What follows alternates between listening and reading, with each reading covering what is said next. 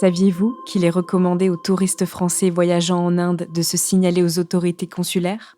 Car ils s'exposent à ce que le psychiatre Régis Hérault nomme le syndrome indien.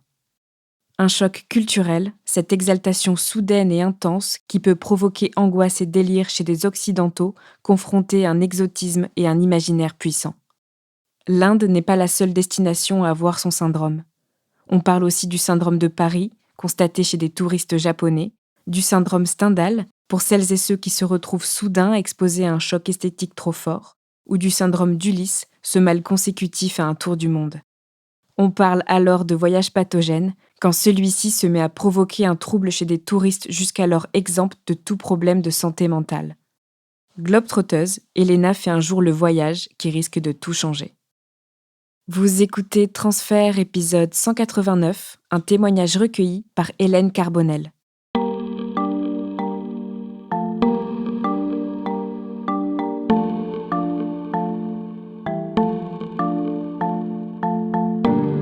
À 8 ans, j'ai été prise en sport-études de gymnastique. Et donc, c'était un milieu qui était quand même particulier parce qu'il faut être forte assez jeune, ça demande beaucoup d'engagement. Ça m'a amenée à partir de chez mes parents, d'être en famille d'accueil, chez mon entraîneur et tout ça. Donc, ça a déjà commencé très tôt pour moi.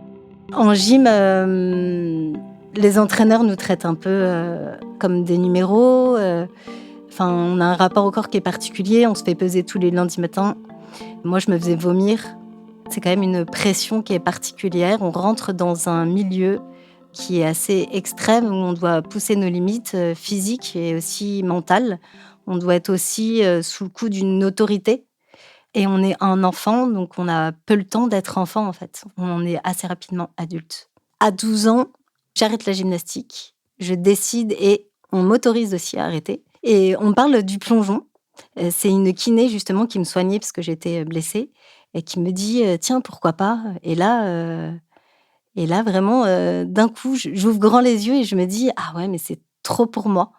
Parce qu'il y a toute la partie acrobatique que j'adorais en gymnastique, mais là, ça va être épuré, ça va être que sur la partie acrobatique. Puis il y a cette hauteur qui est un peu vertigineuse. Enfin, évidemment, il y a différentes hauteurs.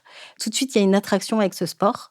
Et pour moi, c'est à ce moment-là aussi une opportunité de rester dans le milieu dans lequel je suis, mais avec beaucoup plus de douceur. Parce que au plongeon, il y a moins de personnes. On n'est pas traité comme en gym où, à l'appel, très jeune, il faut être, forte. Et là, on a le temps aussi de grandir et donc je vais pouvoir, devenir moi-même.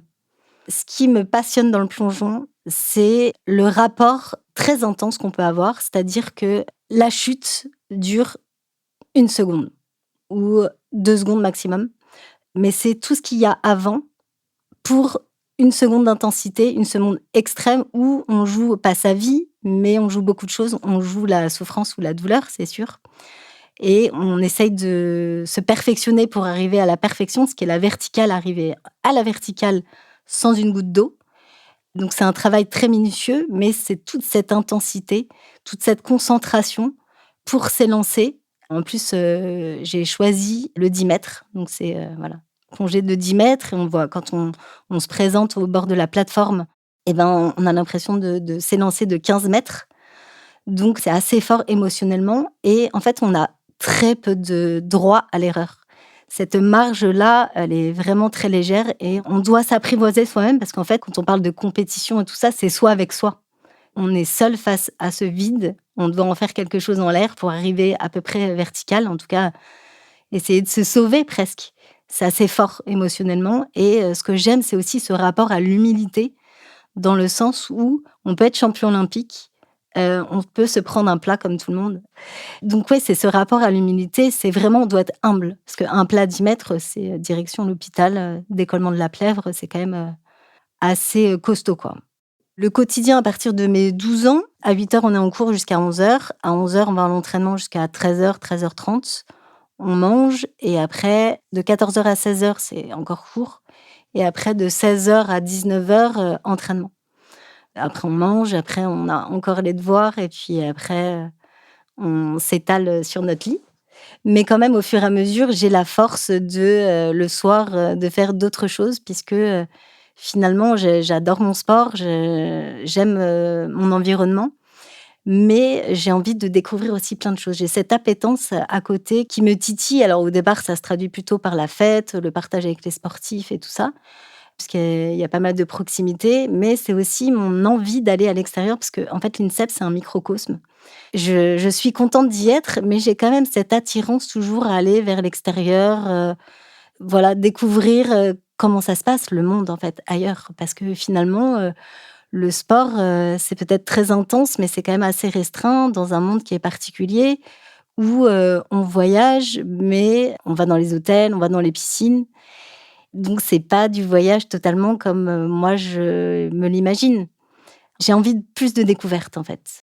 J'ai une vie de sportive de haut niveau la journée et la nuit, souvent, alors je dis pas toutes les nuits, mais quand même, je fais pas mal la fête, je sors, je me mets dans des pratiques qui sont pas extrêmes dans le sens, pas la drogue, mais quand même, je fais du stop, en plein milieu de Paris. En fait, je suis un peu, adolescente dans la toute-puissance, en ayant tout ce côté, envie de découverte, mais aussi envie d'avoir des sensations fortes, envie de rencontres. Il y a tout ça qui se mélange et qui fait que j'ai une vie un peu, nocturne, les week-ends, la semaine, enfin dès que je peux, j'ai envie de sortir de ce monde-là.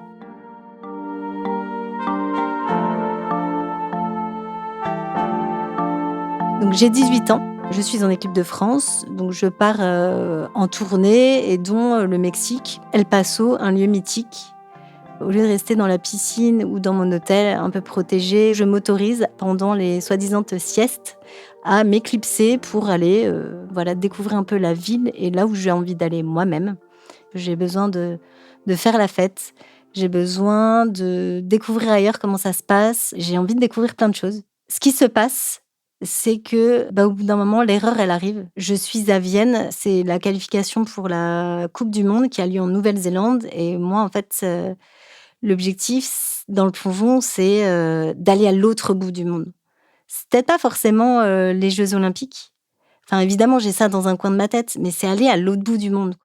Donc la coupe du monde en Nouvelle-Zélande, pour moi, c'est un objectif numéro un. Donc j'arrive, en fait, cambrée sur l'avant-dernier plongeon. Je me fais une fracture, à une vertèbre. L'impact, j'ai l'impression que tout mon corps, s'électrocute et il faut faire le dernier plongeon alors que j'ai c'est dur, c'est extrêmement dur, mais je prends la décision pour réaliser ce rêve d'aller à la coupe du monde en Nouvelle-Zélande, de remonter sur le 10 mètres et de faire mon dernier plongeon. Je suis qualifiée pour la coupe du monde, donc objectif atteint. Cependant, je suis arrêtée, totalement pendant des mois et puis, voilà, ma carrière se met un peu entre parenthèses, mais avec l'objectif de cette, coupe du monde qui a lieu, des mois plus tard. Donc j'ai le temps de me remettre un petit peu. Je fais cette coupe du monde, pour moi, c'est un rêve, c'est magique. Au final, après, je dois réarrêter parce que mon dos, ça tient plus. C'est plutôt mon corps qui me donne des signes que je ne veux pas vraiment écouter, mais que là, je suis obligée j'ai vraiment trop mal. Au départ, je suis en fac de psycho et je me dis: «Génial, je vais avoir du temps pour faire des choses que j'ai jamais le temps, des choses peut-être ordinaires», mais boire un café avec les copines ou les copains, de promo, beh, c'est plutôt cool, ce que j'avais jamais fait parce que j'ai toujours dans le speed, faut que j'aille en entraînement, ceci, cela. Donc là, je me suis dit: «Waouh, génial» et en même temps, ça m'a blasée, quoi. Enfin, je me suis dit: «Ouais, enfin, OK, mais comment occuper son temps, en fait, quand on arrête le sport?» Mais là, j'ai que les études. Je me dis justement: El Paso, le Mexique, ça m'avait marqué. J'ai envie d'y retourner et de faire ma propre expérience, une expérience beaucoup plus libre. Je pars au Mexique, à Mexico, City pour, être volontaire dans les l'idée c'était de travailler avec les enfants des bidonvilles, proposer des animations, des temps de sensibilisation sur différents sujets et voilà et je pars, quasiment 6 mois. Ce voyage pour moi c'est un peu un rêve de jeunesse que j'avais presque enfoui. Donc là, j'ai l'impression de faire aussi, mes propres choix. Donc quand je reviens de ce voyage, il est temps de reprendre le plongeon et là, je me dis: «OK, tu reprends, mais tu reprends sérieux. Là, c'est un vrai engagement si tu as envie de faire les JO. Là, plus d'engagement, plus de sacrifices au niveau de ta vie quotidienne». Je sais pas comment me positionner, c'est-à-dire que entre la vie que je découvre par ailleurs mais où il y a pas tous les jours de l'adrénaline et la vie de sportif de haut niveau où il y a de l'adrénaline, mais il y a aussi une routine et donc je suis un peu perdue et je m'engage de nouveau dans ce projet. Sauf qu'au bout d'un moment, je me rends compte que c'est trop de sacrifices par rapport au plaisir que j'en ai. Et là, je décide, après des championnats de France où ça se passe bien pour moi, je dis à mon entraîneur que ça y est, je décide d'arrêter. J'ai 23 ans quand je décide d'arrêter. L'arrêt d'une carrière, souvent, on parle d'une petite mort, dans le sens où, c'est tellement d'engagement et de sacrifice, le sport de haut niveau, que quand on arrête, on est totalement perdu et on ne sait pas comment reconstruire notre équilibre. Tout est fait pour nous, en fait. On a mal, tout de suite, on a un kiné, un rendez-vous chez le médecin, bah, il suffit de se pointer, d'appeler le médecin, il vient à nous, en fait. Et alors comment en sortir? C'est compliqué tout ça.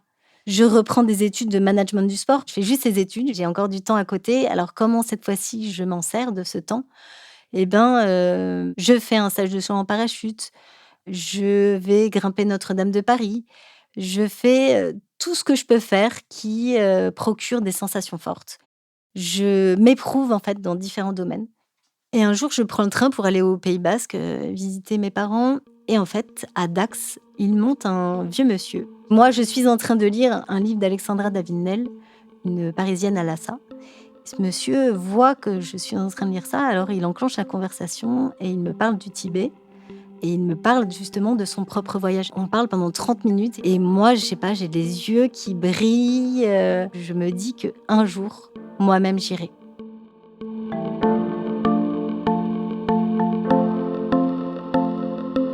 Quand je rentre à Paris, donc je prends contact avec la communauté, tibétaine des réfugiés. Je rentre en lien avec eux, je commence à faire des échanges, c'est-à-dire qu'ils m'apprennent le tibétain et moi je donne des cours de français.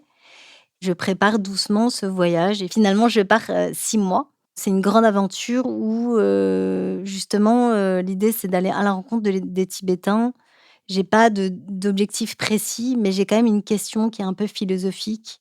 Le Tibet donc est colonisé par, la Chine et la question, voilà, c'était comment on fait pour être heureux, sachant qu'on est colonisé? Et je pense que par rapport à ma propre histoire, l'oppression, elle est quand même là, même si c'est pas, dans le sens, politique, mais par rapport à ce que j'ai vécu.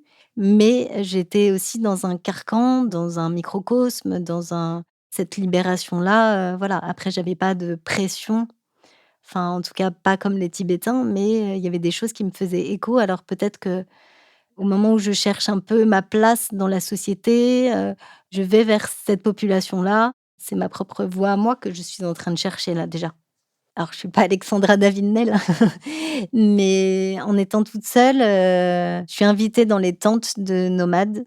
Je fais du stop, les camionneurs, me prennent, m'amènent, d'endroit en endroit. Je travaille aussi un peu dans un orphelinat. Quand je rentre à Paris, je suis, bah, déjà très affaiblie physiquement, je dirais aussi psychologiquement. Je me dis: «Mais OK, qu'est-ce que je vais faire en fait? Comment je vais occuper mon temps? Quel sens je vais donner?» Sachant que, effectivement, j'ai compris que la liberté, elle pouvait être intérieure et c'est dans ses propres choix qu'on pouvait se donner de la liberté.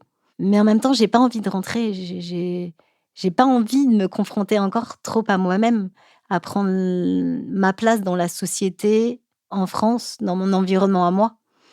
Je me dis: «Mais qu'est-ce que je peux faire encore de plus exceptionnel?» Et là, je regarde, la carte du monde, dans mon atlas, énorme et je vois, la Papouasie-Nouvelle-Guinée, pas complètement cartographiée. Je me dis: «Tiens, pourquoi pas la forêt?» Je connais pas tellement. Je me lance un peu dans des recherches sur ce pays. C'est assez restreint et finalement, je me retrouve à aller sur un forum. Il se trouve que, quelqu'un m'avait donné des conseils au Tibet et je le vois qui était sur le forum sur la Papouasie et donc on commence à discuter et finalement, on échange beaucoup de messages en privé puisque lui, il prépare une expédition en Papouasie-Nouvelle-Guinée, en Nayran-Jaya, plus précisément, qui est la partie colonisée de la Papouasie, colonisée par les Indonésiens. Cette personne me propose de participer à l'expédition qui est prévue. L'expédition, c'est d'aller à la rencontre des Korowai. C'est une ethnie qui vit, dans les arbres parce que le sol est, impraticable. Cette idée m'emballe directement. L'idée, c'est repartir et me reconfronter à des choses un petit peu, engageantes, tant physiquement que psychologiquement. Je me lance totalement, aveuglément, innocemment dans une aventure improbable.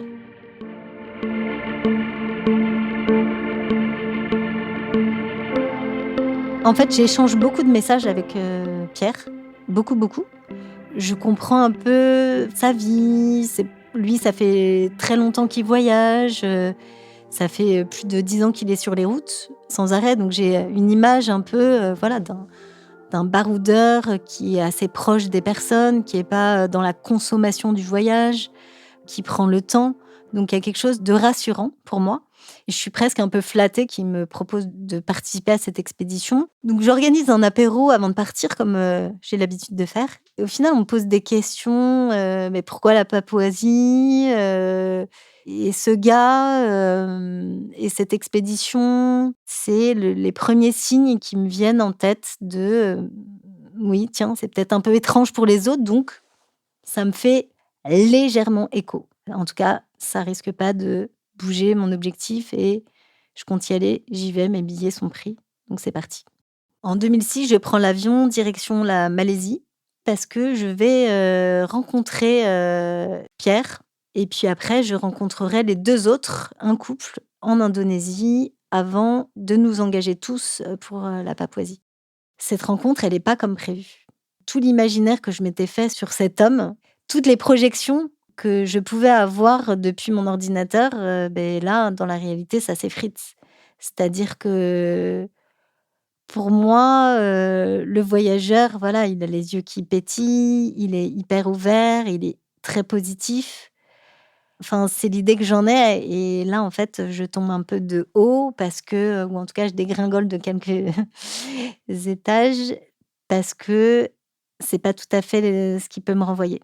Que c'est quelqu'un qui râle, qui est tout le temps en train de déblatérer sur la France, qui est pas très positif. Je sens de la tension. En fait, j'ai du mal à décrire, le sentiment que je peux avoir, mais en tout cas, je suis pas à l'aise. Je me sens pas super en accord avec, cette rencontre et ça me perturbe, quoi. Ça me perturbe et voilà, le lendemain, j'ouvre mon mail et mail de Pierre, en me disant que, il a un coup de cœur pour moi et là, ça, ce mail vient, amener une autre forme d'inquiétude. C'est-à-dire que, moi, l'idée, c'était vraiment une expédition, c'est pas, une rencontre, amoureuse. Je cherche pas un mec, en fait. Je cherche, l'aventure.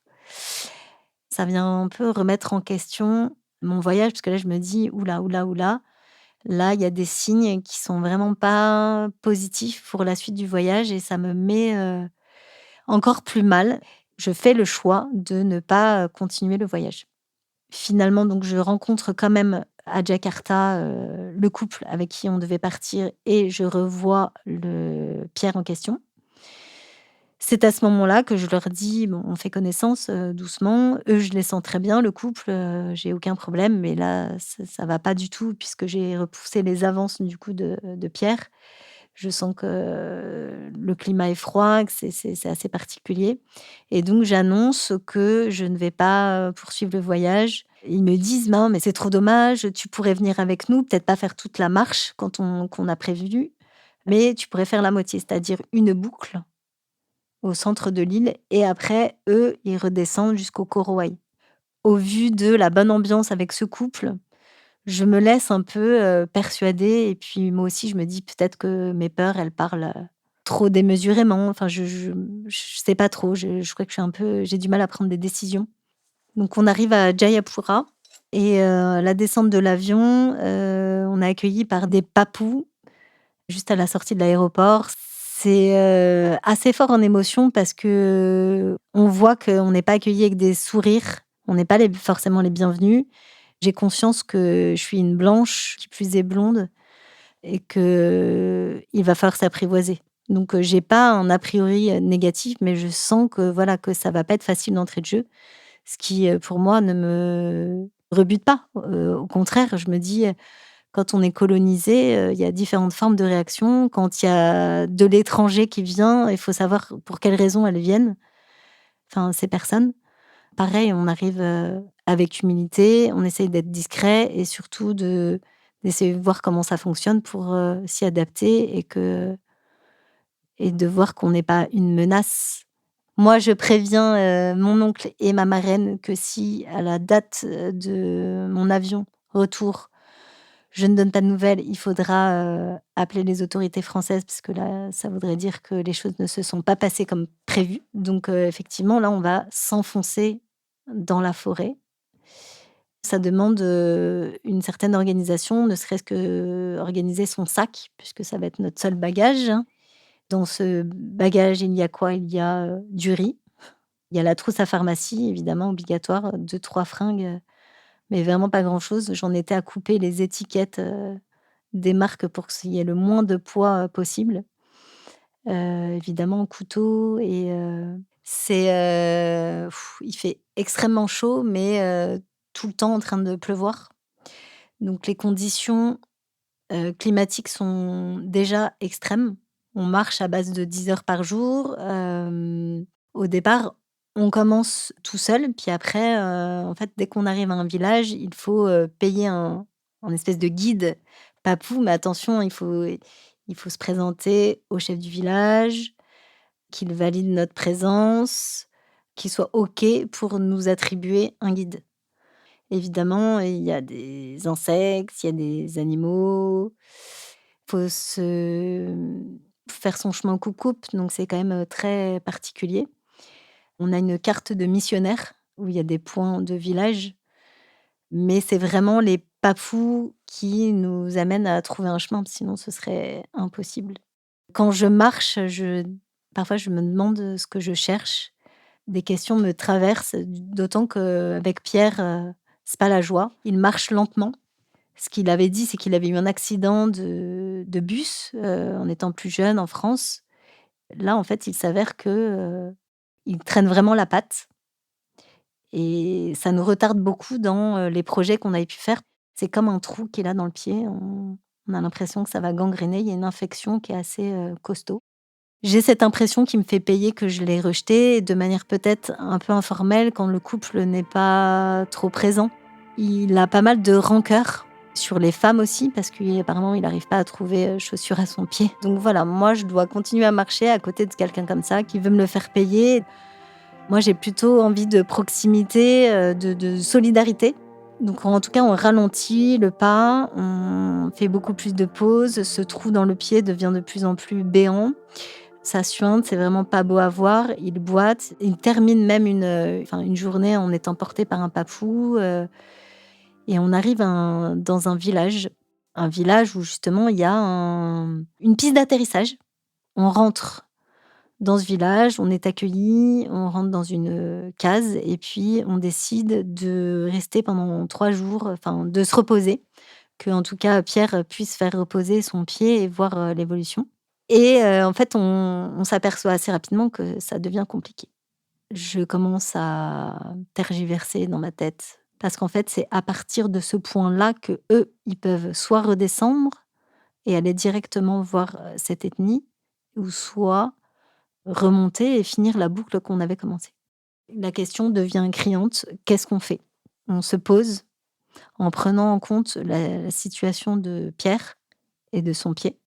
En prenant en compte ma situation où justement j'ai cet avion qui m'attend à une date, précise et aussi en prenant en compte le fait que le but de cette expé à la base, c'est bien d'aller à la rencontre, enfin traverser la Papouasie et aller à la rencontre des Koroï et on va rester plusieurs jours où cette tension va augmenter, où on n'ose pas tellement parler les uns des autres parce que on est vraiment dans des dilemmes, en fait, des dilemmes moraux et des dilemmes éthiques et je me sens un peu au cœur de ce dilemme. Pierre, lui, il a décidé de continuer à marcher et en fait, je me suis dit: «Mais ce mec, il est mortifère» et ça a renvoyé, chez moi quelque chose d'assez fort en me disant: «Bah, moi, je suis désolée, j'ai pas tout à perdre». Au contraire, enfin, il y a des gens qui m'attendent chez moi. Peut-être que ça me renvoie plus à la France, à mon origine et donc je leur annonce, un soir au coin du feu, hein, dans des cases, je leur dis que j'ai pris la décision de de rester et qu'eux vont pouvoir partir. Je pense qu'il y a un soulagement parce qu'une décision est prise, mais pour moi, il y a aussi une autre tension, quoi. Il y a une autre tension qui arrive et le moment fort, c'est quand eux, ils vont s'enfoncer de nouveau dans la forêt avec le guide de ce village et que moi, je vais rester là. Et ce temps-là, cette image où en fait Pierre ne se retourne même pas, ça c'est un peu violent, quoi.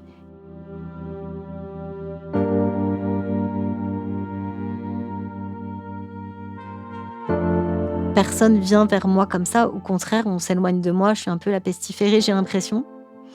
Alors j'essaye de créer du lien avec les enfants, mais ils partent en hurlant, très loin, et chaque jour qui passe, je ne sais pas quand je vais pouvoir partir et quand il y aura un avion qui passera. Je fais des appels radio pour dire, «Venez me chercher, je suis, dans ce village et quand est-ce qu'il y a un avion?» Et on me dit tout le temps, on me répond: «Demain, demain», mais en fait, demain, il se passe jamais rien. Donc au bout d'un moment, on me missionne, un jeune, je pense un grand ado quoi, qui me suit partout en fait, mais bon à 4 mètres d'écart. Donc le seul endroit où je me retrouve, tranquille, c'est aux toilettes. Donc c'est là où je vais, pleurer, évacuer. Évidemment que, plein de questions me traversent, mais celle qui me traverse le plus, c'est: «Ça y est, maintenant tu as fait ton choix, faut assumer». J'essaye de voir toutes les issues possibles pour sortir de cet endroit. En fait, je me sens piégée, mais c'est moi-même qui me suis piégée et je commence à me dire: «Mais en fait, je vais pas tarder à devenir folle» puisque tous les jours on me dit: «Demain» et demain il y a rien, que j'ai du mal à créer du lien avec les autres, ce qui fait que je reste fermée à l'intérieur de moi et enfin, je suis tellement en insécurité dans tous les sens du terme que je me dis que aussi ma tête, elle va exploser en fait au bout d'un moment. Et le dernier jour, le jour où mon avion de Wamena va décoller, le matin, il y a un avion qui se pose dans ce village. Le truc comme dans un film américain, où tu te dis: «Ouais, c'est pas croyable», c'est le moment où je me disais: «J'allais vriller dans ma tête si c'était pas aujourd'hui», parce que c'était la date de cet avion et du coup, allez, on allait prévenir les autorités, tout ça. Enfin, moi, je me sentais pas d'engager tout ça pour, juste, moi, quoi, ma gueule, quoi.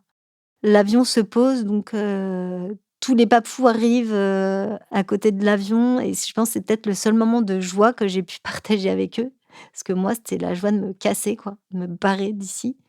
Avec tout le respect que j'ai pour eux, parce que j'ai aucune enfin, je leur en veux pas, hein. Je pense que c'est un concours de circonstances et en fait, il y avait pas de disponibilité de mon côté. C'est peut-être une des seules fois que j'ai pu le ressentir et du coup, avant de partir, ils m'offrent un masque et des flèches. C'est le seul moment où j'ai vraiment eu l'impression de créer du lien et qu'il y avait un échange positif, en tout cas entre nous. Je repars avec le masque et je monte dans cet avion, je me pose pas du tout de questions sur les conditions de sécurité de cet aéroport, de fortune en plein milieu de la montagne. Donc je rentre à Paris et un ami vient me chercher au moment où, c'est parfait pour moi parce que j'ai tellement besoin d'attention, de protection, comme si j'étais, sauvée. J'ai perdu 8 kilos, donc j'ai besoin de reprendre de la force dans tous les sens du terme. Je ne sais pas ce que je vais faire de mon temps par la suite, parce que j'ai pas vraiment d'objectif, mais là, je sais qu'il faut que je remette mes pensées en ordre. Effectivement, là, je me sens sauvée. C'est vraiment, ce sentiment, mais en même temps, je peux pas tellement le partager parce que en partant, pendant cet apéro-là, avant de partir, en voyage, beh, c'est mon choix. C'est mon choix d'être partie là-bas. C'est moi qui ai choisi d'aller dans un endroit, pas totalement cartographié, un endroit, peu visité, un endroit reculé du monde. C'est mon propre choix, mais en même temps, à qui partager tout ça? À qui partager que je suis restée 11 jours toute seule dans un village papou, à pas savoir si j'allais pouvoir en sortir. Enfin, je fais bonne figure en face des gens, mais quand je suis toute seule, j'ai pas mal honte. C'est un sentiment qui me reste, longtemps, très longtemps. Là, je dois enfin vraiment prendre le temps de digérer et de choisir, moi, ma place dans ma société. En mélangeant un peu tout, tous les ingrédients que j'ai pu développer aussi au cours de mon expérience de sportive, mais pas que, parce que c'est pas que ça mon identité de sportive. Je vais voir, une psy pour justement, travailler sur moi, essayer de reprendre confiance en moi parce que je me suis, beaucoup déçue en faisant tous ces choix pour ce voyage de la Papouasie, en faisant tous ces choix, pour moi qui sont, quand j'y repense, un peu à côté de la plaque. C'est-à-dire, s'embarquer dans une expé avec un mec qu'on connaît pas. Alors que l'expé est dans un lieu d'extrême, un lieu, de tous les dangers, on va dire ça comme ça. Donc, déjà ça, je me dis, quand je reviens les pieds sur terre, je me dis: «Mais enfin, tu craqué quoi, complètement craqué». Et puis je me dis qu'il va falloir prendre des nouvelles des autres. Donc j'envoie un mail assez simple, assez court: «Coucou, je suis bien rentrée en France, comment vous allez? Est-ce que vous allez bien?» Point d'interrogation et voilà. Je reçois pas de réponse. Donc pour moi, c'est, super violent parce que je me dis: «Mais attends, les mecs, ils sont partis à 3 dans la forêt». Alors je sais pas ce qui leur est arrivé, hein, mais ils me donnent pas de nouvelles. Sachant que j'avais vu le Pierre se connecter au forum parce que là, j'étais un peu en quête de savoir, ce qui se passait. Donc je savais qu'il était en vie et pas de réponse. OK. Et là, je vois sur le forum qu'il, met en ligne l'histoire de ce voyage avec, évidemment leur fin à eux. Mais je n'apparais à aucun moment dans le récit du voyage. C'est-à-dire que comme si je n'avais pas existé, comme si je n'avais pas été là. Je réponds à ce récit public, je réponds: «Merci pour ton humanité». Point. J'ai vraiment réfléchi au choix de mes mots, mais pour moi, c'était d'une violence inouïe, comme si, oui, il avait effacé mon existence. C'est comme si, en fait, il se pose même pas la question de savoir, moi, comment je suis partie de ce village, qu'est-ce qui m'est arrivé. Pour moi, c'est une énorme épreuve que j'ai pu vivre, que j'ai traversée et que j'ai quand même malgré tout surmontée, mais ça laisse des traces et je pense que le traumatisme, il vient après. Ce voyage est un tournant. Depuis toute jeune, je voulais faire éducatrice spécialisée.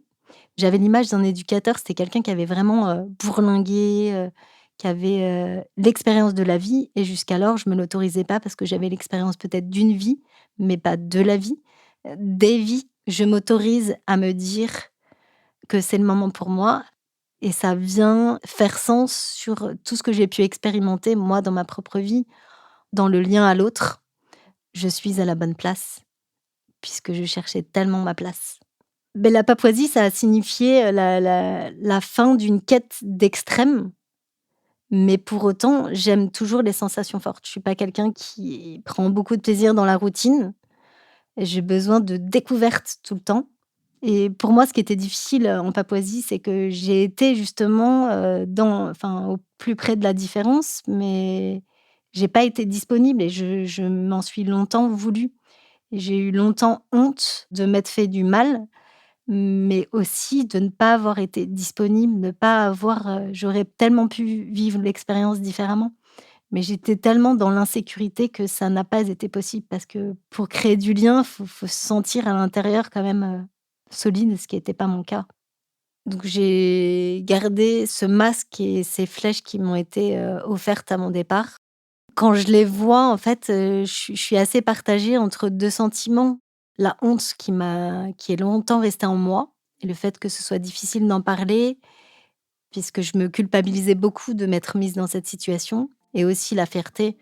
La fierté d'être allée au bout de moi-même et puis c'était aussi un tournant. En fait, j'y ai découvert mes limites, vu que je faisais que les repousser, un peu dans tous les domaines, que je pouvais après le sport, après le plongeon. Oui, j'ai pu faire un plongeon dans ma propre vie et pas d'aller dans celle des autres, avec tout le respect que j'ai. Là, c'était le moment, le tournant, c'était la Papouasie où j'ai pu me recentrer et donner à mon tour par le biais professionnel.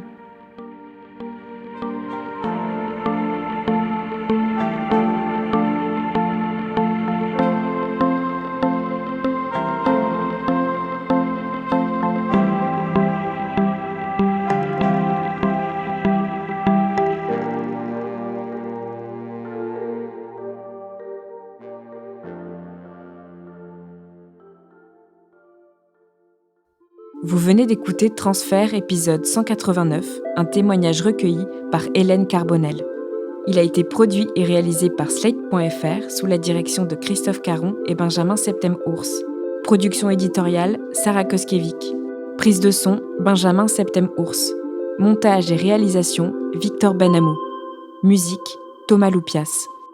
Retrouvez tous les épisodes de Transfert sur Slate.fr ou sur votre application de podcast préférée. Pour proposer une histoire, vous pouvez nous envoyer un mail à l'adresse transfert@slate.fr.